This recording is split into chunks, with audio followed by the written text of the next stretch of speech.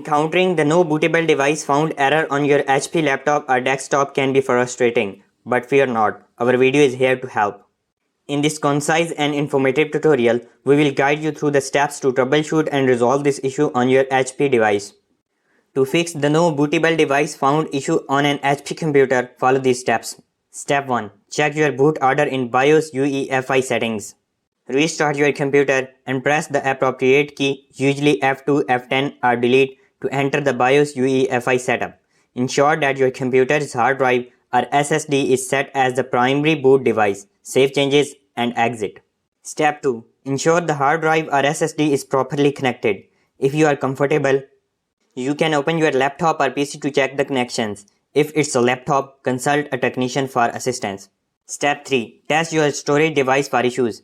You can use HP built-in diagnostic tools or create a bootable USB drive with a tool like Hiron's Boot CD to run a hard drive diagnostic test.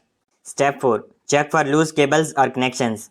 Make sure all internal and external connections including power and data cables are secure. Step 5. Try a different storage device. If possible, boot your computer from an external drive or a bootable USB drive to determine if the issue is with your internal storage. Step 6. If the issue persists, it may indicate a hardware failure. In this case, it's recommended to contact HP support or a qualified technician for further diagnosis and repair. These steps should help you troubleshoot and potentially resolve the no bootable device found issue on your HP computer.